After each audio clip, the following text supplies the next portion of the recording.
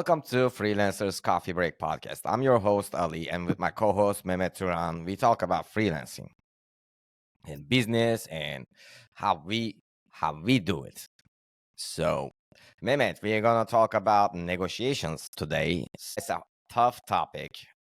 And And usually it ends with the loss of the freelancer, I would say, most of the cases, right? yes, because there are so many variables when you're negotiating, there's so many things that you have to be careful for. So, you have concerns on one side, as a Yeah. freelancer, usually uh, financial concerns. So that's like a big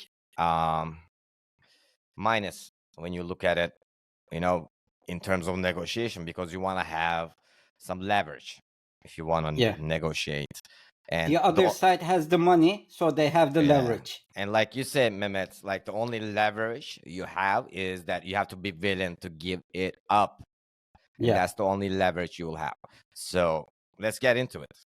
Let's start, if you want, with let's divide it into two. One is for established freelancers and one for the beginners. And for the beginners, let's start with the beginners. When you are a beginner, you have more or less two kind of price options. One is, as we talk on almost all our podcasts, pricing per hourly, which is very common in North America and maybe in UK. The other option is fixed pricing. And when you are, beginner, it's always easy to start with hourly based pricing, and the client has many options because in different countries people value their hourly rate based on how they'll make up their living. When you are in eastern countries like India, Vietnam, And that's how, Cambodia, Philippines, yes. People from Philippines have become so prominent in terms of freelancing. Not India, not like, because they're all different beasts, but Philippines is at this range where they're not very expensive, and you can communicate with them, and they'll do a good job. I think the advantage of Philippines, the English speakers ratio in the country is very high because of Second World War. There was American bases, and there are still American bases, and their accent is not heavy like the India and Chinese accents. Yeah, so easier to communicate. So, Mehmet, maybe when you're a starter, you just got to know what your value is. Like, you have to put yourself in somewhere where you have these, like, the positives and the negatives. So and then you have to decide what your price is going to be based on those facts. Because, like, if you're speaking English really well, then that's a leverage. If you're able to still communicate what you're trying to say, that's still a leverage. So it's important to, in your skill sets, that's also another piece of thing that you can count in there. So soft skills, heavy skills like editing and so forth. And then you can name your price and maybe negotiate on that knowingly. Also, it's also a bit disadvantage from being from those countries. Like when you're in those countries, even if you are at the top end, the clients will expect a low rate from you. We face the same issue when we are in Ukraine and Turkey. Not as much as the eastern countries like India, Cambodia, Philippines, because when there's a freelancer from there, the client will automatically think that it will be a cheap solution. And if you raise your rates, it will be tougher for you, which we also face in when we are in Turkey, when you're in Poland, Ukraine. Again, although it's not as much as those countries, we still face those. For example, if you and me were living in UK or in US, it would be much easier for us to bump up our rates. It's more of a challenge when you start increasing your rates. Yeah, Probably, yeah, but still, I think when your rates are above a certain point, then it means that, and you have the job history to show, then I Mm-hmm. think it does not make a difference if you're from the States or if you're from Turkey, because then, people know. Because, like in America, for example, a lot of Mm-hmm. people are foreigners. So it's only normal for them to see a name that's like a foreign name, but they would probably assume that, even if you're like living in Turkey. At least that was the Mm. case for me. So, yeah. But what I faced, it's been some time. One of the clients I was working from was from the UK, and one of the pricing tactics I would say he used is that, oh, you're from Turkey. The life, pricing minimum wage is much lower there. So why are you trying to charge me this much? So Well, what would you say to that? well, I would just not reply and waste my time on, because, like, it's just a waste of time. That approach Uh, is wrong. Like, to start with, Mehmet, like, mm, and even if, the minimum wage is low here, you can eat a burrito in United mhm, States cheaper, for mhm, cheaper than you can eat mhm, it here. So it's quite, at least in Istanbul, mhm. it's crazy expensive. What, like, we're talking about $10 for a Mm, hamburger. So yeah. at least, At the time, I said to that guy is that if I wanted the those rates, I would work at a steady job here, and I wouldn't be running after freelancing career. Uh, yeah, and so why talking would to I jerk bother my time and if I dealing was with able to jerks, make the like, yeah, I didn't say it like that, but I said, why would I spend my time trying to find job here when I can just find a steady job and making the same living? So I'm trying to make more than the minimum wage in this country. So Mm. what kind of excuses? How do the clients usually try to were negotiating with you when you first started? Do you remember? So when I first started, um, yeah, I would just tell them, listen, my rates are. So that was the only negotiation I did. Not when I was getting a job, but when I was, yeah, when I was raising my rates.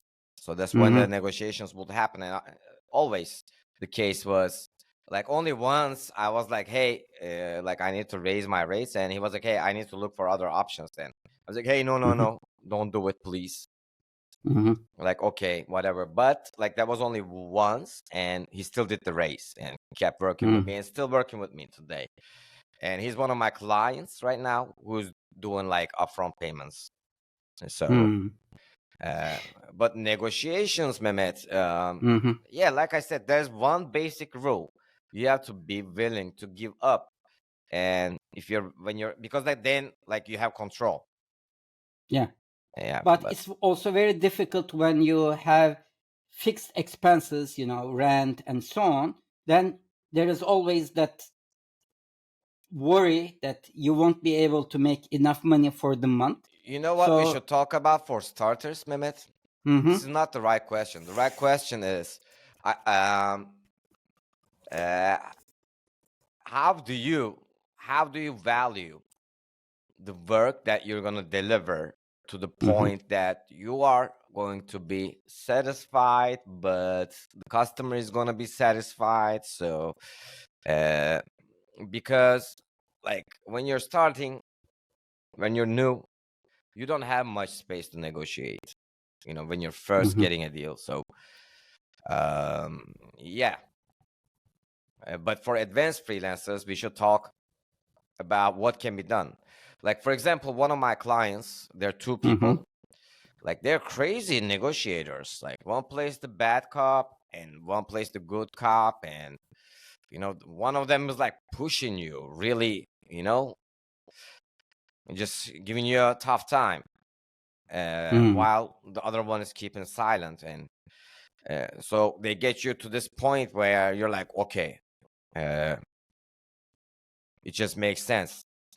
Do you prefer to give a rate to the client first, or would you like to hear a rate from the client? So Who what has I the do, advantage? yeah, what I Yeah. do now is I just give them a list of fixed price Mm-hmm. list for audio only. And then Mm. I add like plus dollars for each video, fixed. Mm-hmm. And then they're like, oh, that's cool. I'll take this. And then I'll say, hey, do you want clips too? So each clip is this You are much. making what we call cross sell. You sell Yeah. something, then you add accessories on top of that. It's like upselling, cross selling, whatever you want to call it. It works sometimes it doesn't work. But then when they see the whole price Mm-hmm. with the clips and everything else, then when I say, hey, this is all that list, but we can fix it at that if it's going to be a consistent job. So then they go for it because otherwise it's going to be really expensive for them. So it's like a big discount, but still, good enough for me to be able to sustain my business. Okay. I prefer to tell the price first, but if somehow they give me a rate before for some reason, I take as well. For example, let's say they ask me, I prefer to work on fixed rate. They say, okay, this is the image or this kind of image. For example, they say, I just applied one. It's a wine glass editing, wine bottle editing project. So what would be the rates? I say, it's very difficult for me to give a rate before I see the images, but it starts from $50 and go up to $200. There is no way I would charge $200, but I just say an excessive rate so that they get an understanding. There's a 50 to 200, there's $150 difference per image between. It's a huge difference.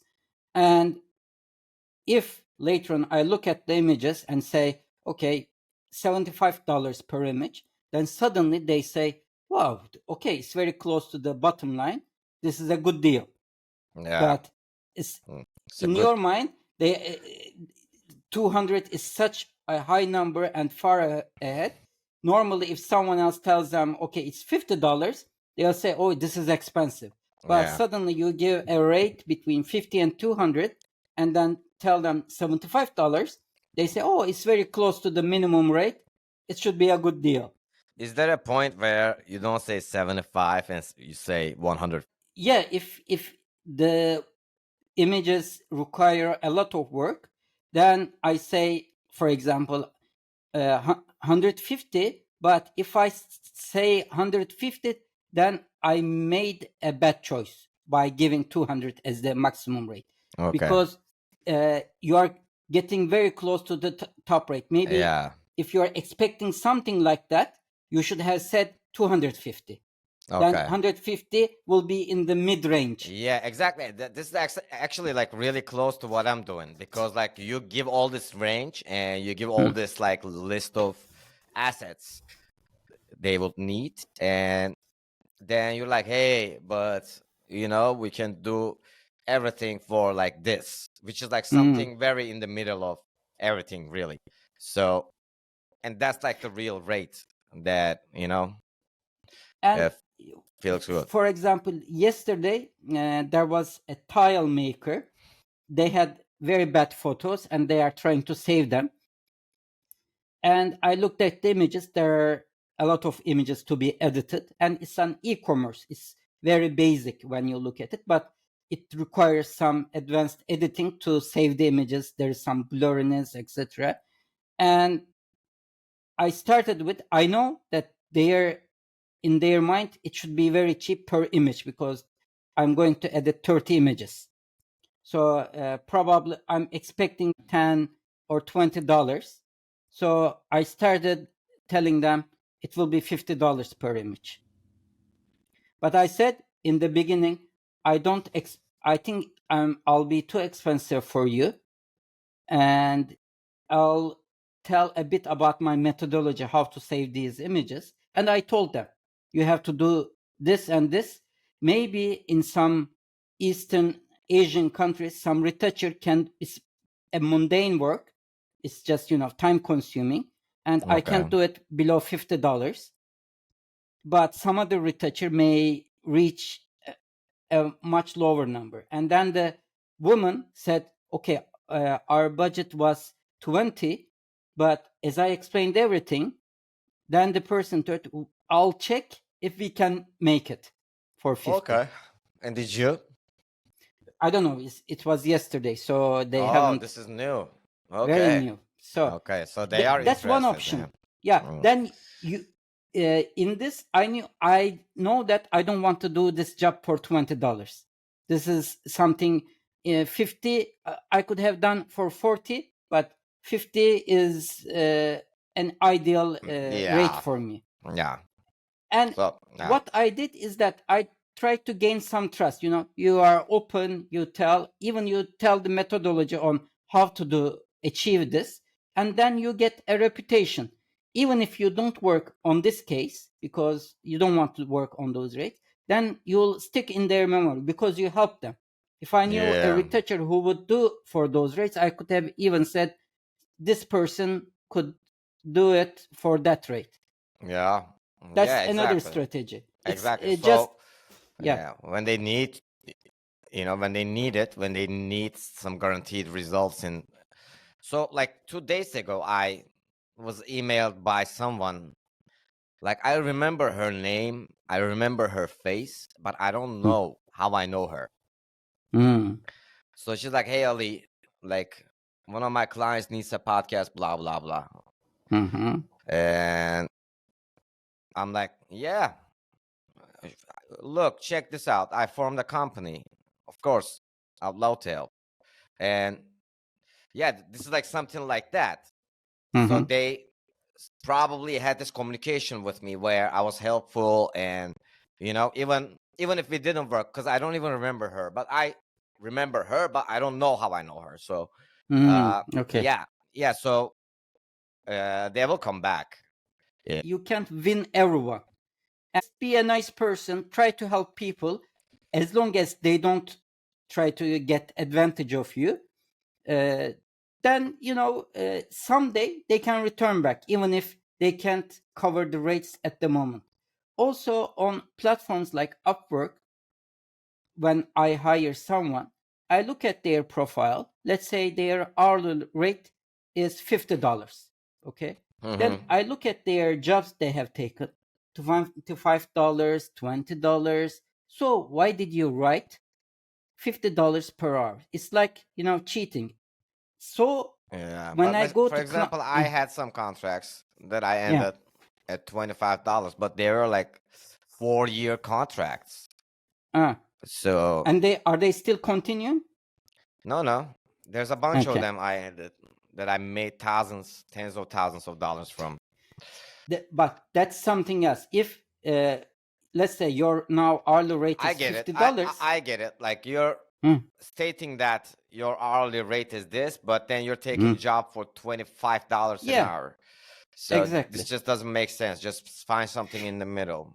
It's like you come to a supermarket, you try to buy a bread, and they tell you $100, and you look surprised and say $100. Okay, 50 for you. Then you'll say, what are you doing? Yeah. First you try to sell me for 100, then now it just when I asked it, it dropped to 50.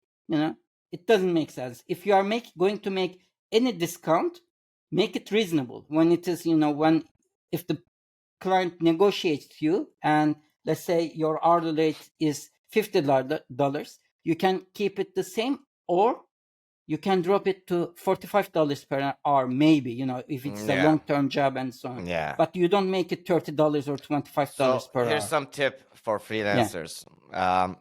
So if your rate is $50, you can apply to a $25 job with your 25 for $25.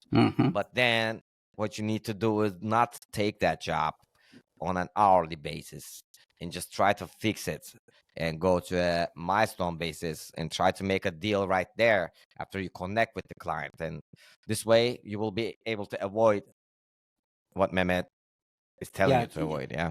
That in your profile, no one will see your jobs at $25 per hour, but instead they'll see fixed rated jobs that are $500, $200, maybe $1,000, and they won't know how much time it took them. That's a very good suggestion to do, in fact. Yeah, exactly. That's what I do. So I'm gonna drop my race, Mehmet. I'm gonna drop my race by half. I don't give a damn. You know, I'm gonna go back to $25 an hour, and I'm getting those jobs. Other podcast editors, I'm sorry. You know, I'm back in the game because you know what, Mehmet? Like, it's you can make a deal where you can fix the price because like it's a lot of work.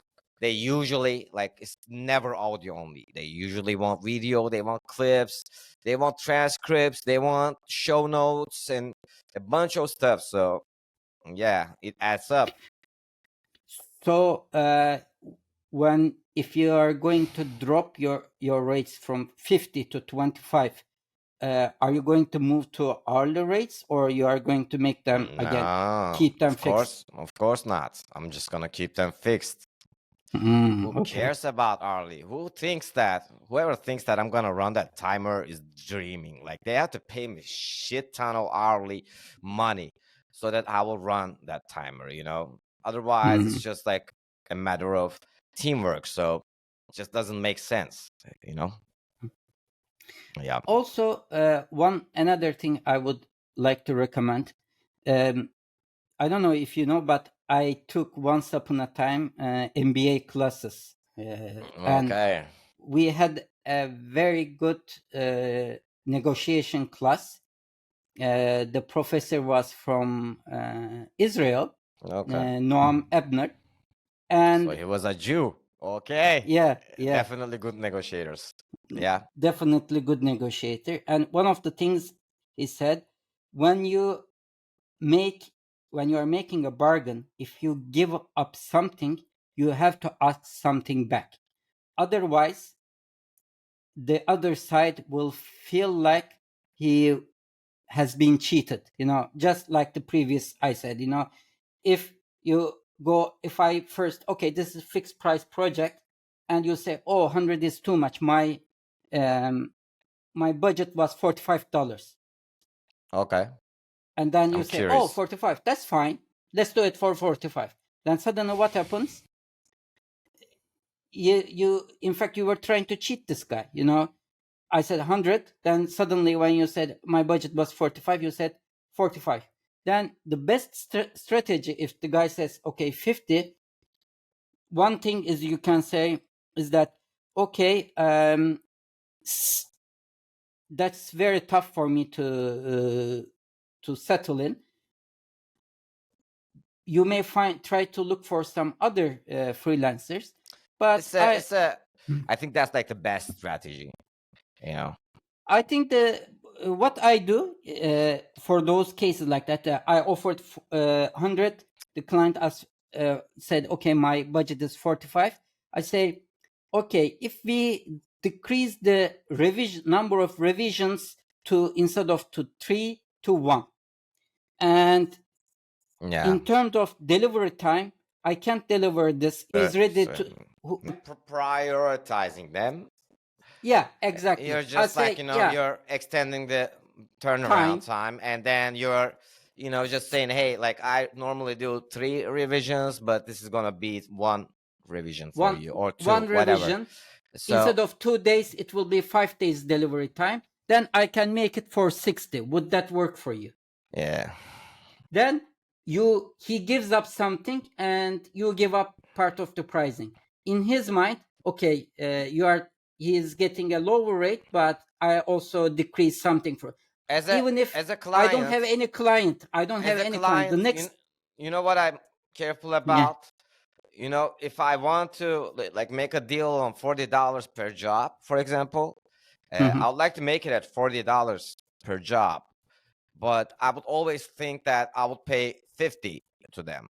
but I don't want to say 50. I don't want to be obligated to pay 50, but yeah, I will still pay 50. But it's just a matter of feeling safe for the client, I think, when it comes to pricing. So Yeah, for yeah, example, when they say 45, 60 probably is something achievable at their end in any case. yeah. And And we're the other talking about strategy, small numbers. So yeah, yeah. and the other strategy is the one you do it. For example, you ask 100, they say 45, and you say, okay, I can do it 50, but I want advance payment for 3 months, 4 months, 6 months. You can't do that when you're starting a contract, Mehmet. They will not go for it. How you can do that is like the stage you can do that is like you've been working with these people for like 3 months, 4 months, and you're like, hey guys, like I don't know how you would implement this in a bigger business setting, when you're like at this corporate setting, but they do it with banks when you're at the corporate setting. But when you're like an individual who's like trying to make money and you need like upfront cash, then you just gotta tell them, hey, listen, we've been working for 4 months now, and I need a new laptop, guys. I'll be much more helpful to you if I could achieve that, but I'm not able to save any money. So maybe you could pay me 3 months upfront, and I can get this computer, and I'll do the work. I promise you. We can make an agreement. We can sign it, contract, whatever you want. So that's like how that was my approach always. Still to this day, except for this last deal we did, it was not like that. It was more at a business setting, but yeah, that's like that could be a negative in the future. But yeah, I don't want to look at it like that. I have good relationships with all those clients, so you build trust. I get it. It's a lot, Mehmet. Like you don't only take money, you build this connection, you build trust. You show them that you're trustworthy, and so forth. So it's good. Okay, it can be advance payment, as I said, or you can say, okay, this, for example, $100 is for one image, but if the number of images is 20 or above, I can do it for 60, for example. Okay. If you have So that the many volume images is to edit, bigger. yeah, when the volume is there, I can do it. But if you are going to apply a volume discount, you have to do it like this, because the average should be $60. Because if you start, let's say from 100, you dropped it to 60 or 50 for 20 images, and you started with, he sent 5 images, you charged $50 multiplied by 5, and you are expecting the new batch. What happens? The guy doesn't send anything. Oh, because his volume was 5, but he said, oh, this is damn! 50 He is good. cheated. So he cheated. This is Yeah, cheating. it can happen. So what you will do, you will do a stair thing. In the first 5 badges is for $90, for example. Second batch will be second 5 images will be $60. Oh Third my God, one, Mehmet. Listen. yeah. Like you just want to make it easy. I think like, they don't want to deal. Like when you have like the solid clients, they don't want to deal with that. So you have No, to. I did deals like this. Yeah, Because you probably did. Yeah, but I would not like because like when I tried to like give all this detail, I just saw that like I was how they looked at it was like, oh, like my girlfriend is sending me this like long text explaining this and that, but or my boyfriend, like it looks like that. So I was like, hey, they're not even gonna read this. So and they did not. I'm talking about like when you're like renegotiating a deal, but not when you're taking it. I don't know. I will just try to make it easier for the client. Yeah, you can just word it much easier. You can just say first 5 batch is total will be 250, second 5 batch total will be 200, and then the last batch, you'll do it for 5 images for $10. It will be $50, the last batch. So the last batch, he'll just be paying $50. Okay. And then Okay. on average, it will be $50. Then suddenly he says, okay, if I really send 20 images, the average will be $20. So I Okay. did it like this because I had this issue twice. After we gave the rates, I gave the rates. Oh, The client disappeared after the first batch. you guys are so unlucky. It's so rare Yeah. for me that a client disappears.